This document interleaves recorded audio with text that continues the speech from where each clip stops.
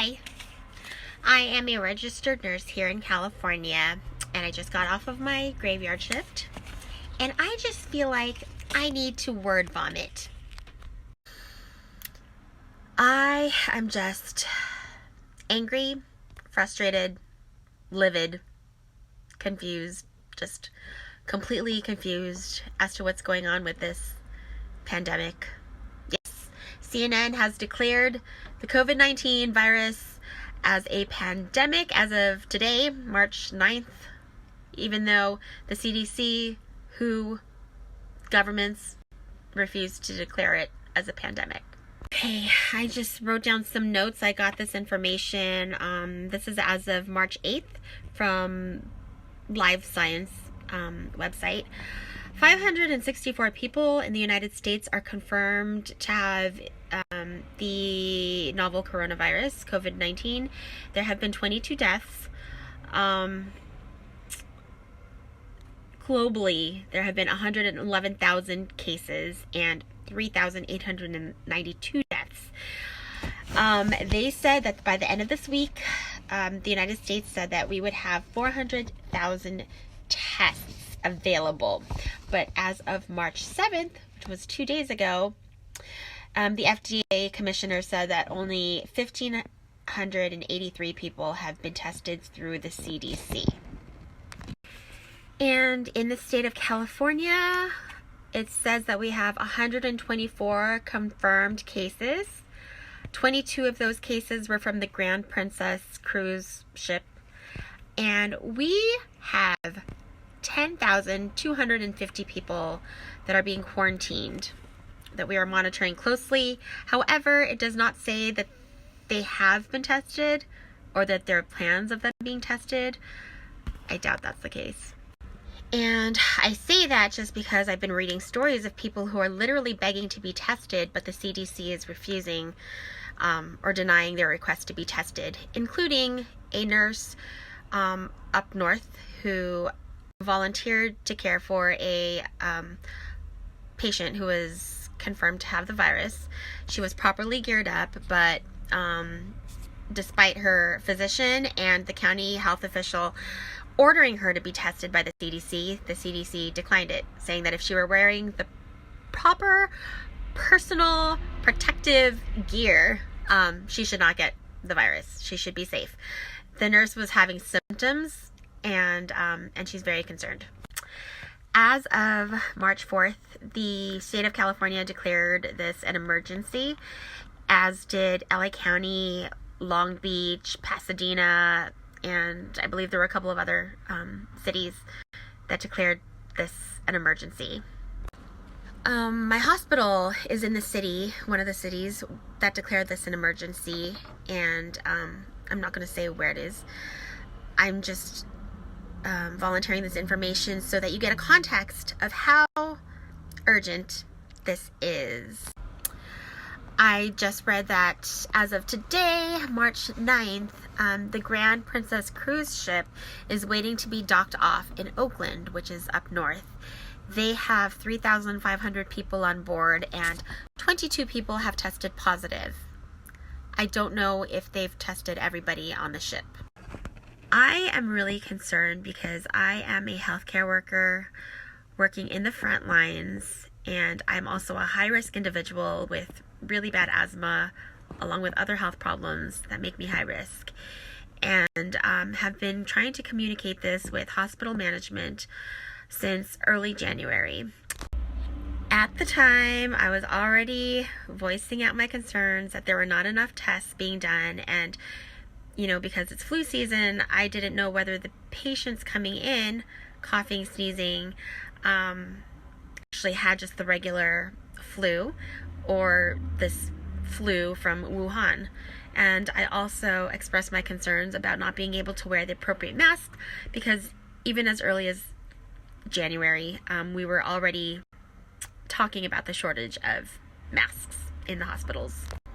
Back then, I was told that management had no idea what this virus was about. They weren't following the news, and I get it. It was strictly still isolated in China, and And at the time, CDC was saying that they were only testing people who were symptomatic and who had recently traveled to China or had been in close contact with somebody who had traveled to China. Well, the CDC has since expanded their criteria for people who should be tested, and that included countries such as Japan, Iran, South Korea, Italy, and guess what? Some of us have had patients with symptoms who had traveled from those countries, but the CDC wouldn't let us test them before. So then they got discharged and they are out in the community now. So we don't know whether or not they have the virus or not. I brought this up to management less than a week ago, and guess what I heard? The person I spoke with still said they had no idea what was going on with this virus because they haven't been following it. That is a hospital manager. And believe it or not, just from my experience, my little informal survey talking to coworkers and other people in the medical profession, they either didn't know what it was about because they told me themselves that they didn't watch the news, or they thought it was just hype and that all of this is just blown out of proportion by the media, and that the annual flu virus, the regular flu, is a lot more dangerous and is something we need to be more concerned about. I kid you not, I was literally laughed at in my face several times, called paranoid, crazy, scoffed at. I felt like I was in elementary school again. And just within this past week, since we have declared this an emergency, this is the only time that the hospital has started educating and training employees about the COVID-19 virus. And do you know how we're doing that? We have little PowerPoint slides that we are to read, and and there's a lot of conflicting information there that I wanted to share with you because I am completely confused. I've been following this virus since I first heard about the outbreak. Was it early to mid-December in Wuhan? And I thought I was on top of this, and now with this new information coming from the government and the hospitals as to modes of transmission and how we're supposed to treat patients with this virus, or rather how we protect ourselves when we care for patients with this virus. So I always thought that the best practice was to wear a mask if you had a patient who was coughing or sneezing, just to protect yourself, right? So masks were there to protect you. As of this week, we have officially said that there is a critical shortage in masks, and I don't know if that's the reason for this sudden change in practice, but we are now being advised not to wear masks. And in fact, they say that masks offer a false sense of security because a lot of times it's used improperly, which, okay, I get it for the public who may not have had practice or training, but for healthcare professionals, I don't know, I beg to differ. And then it says that it only partly covers some portals of entry. I have a question about that. Oh, and they are also trying to discourage us from wearing masks because they say that it can make patients feel insecure. So we are required to wear masks under two circumstances. Number one, if we have not received the annual flu vaccine, we have to have a mask on, a simple surgical mask. We sign it off every shift, and we're only allowed to have one mask per shift. And the other reason we would have to wear a mask is if you're caring for a patient who is in isolation, so droplet or airborne isolation. I was told that, at least for the state of California, it's pretty universal just because of the critical shortage of masks. So they're all being locked up. We have to sign our names, and in order to check masks out, and at least for us, the charge nurse decides if the nurse is using the mask appropriately. Okay, I personally have a few issues about that. Number one, I have charge nurses who just don't believe that this whole thing is even real. They said it's hype. They are saying that you can't catch it through droplets or through airborne. It's only through contact. Yes, I've been told that, despite what the CDC guidelines are. My other issue is that I have patients who have the regular flu and they are coughing and sneezing in my face, but because they may not be on isolation officially, I can't wear a mask. And then also, this is just conflicting information because they're telling us that it only partially covers some portals of entry.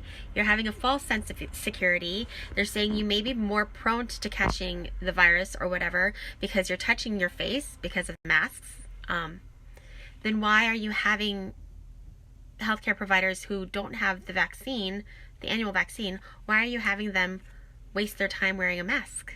I don't know. I don't understand.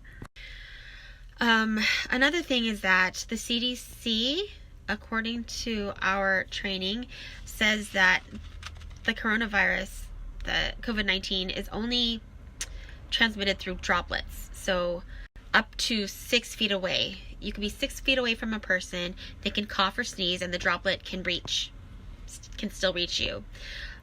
But it's not airborne. So we don't have to wear N95 masks technically. According to the training, we would just have to wear the yellow surgical masks.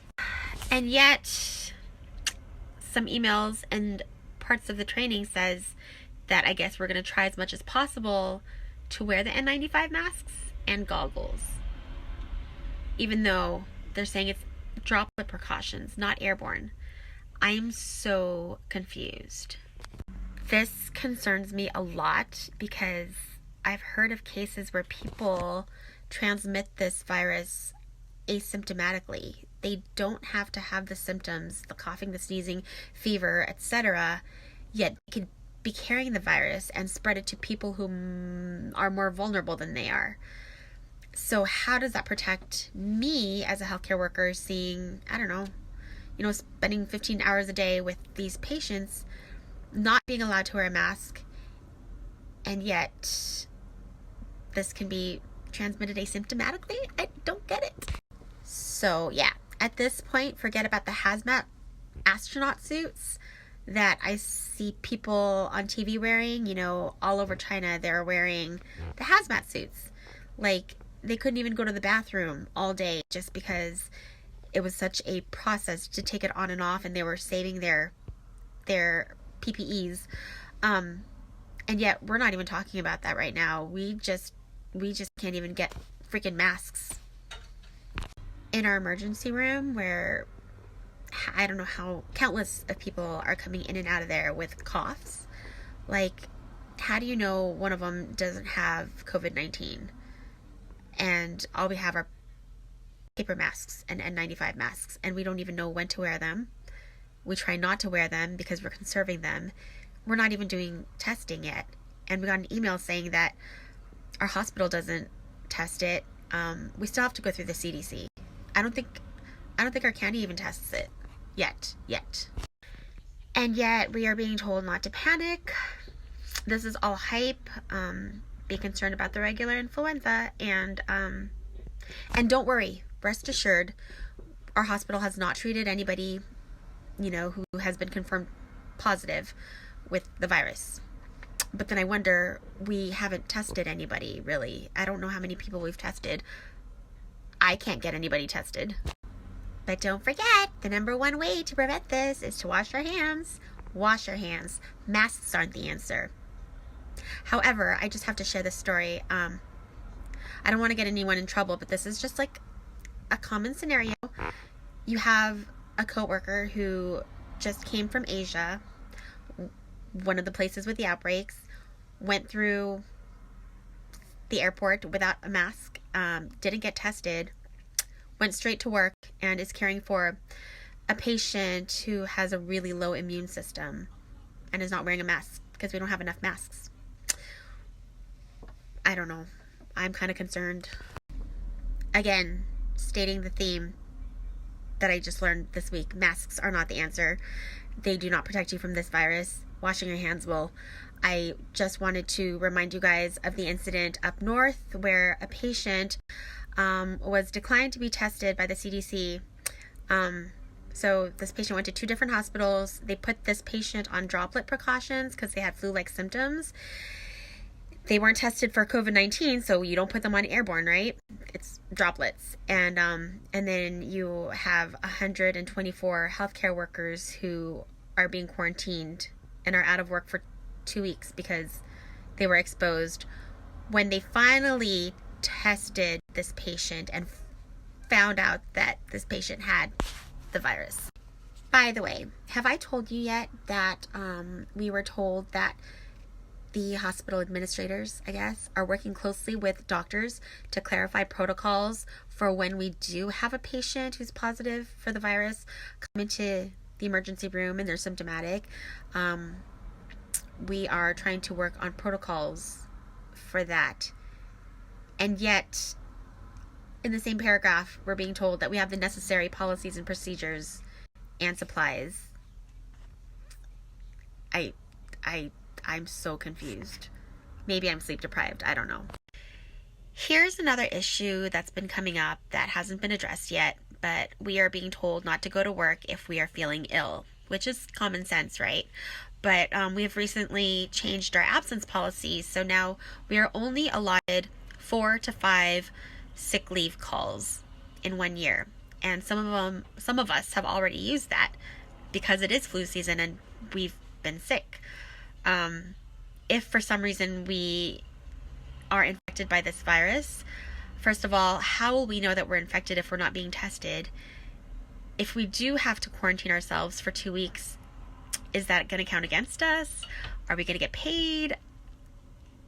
We were told that we'll find out soon enough. I know this is getting really long-winded, but there's just so many issues, and I feel like at this point, since we have declared this an emergency and it is here in our community, I feel like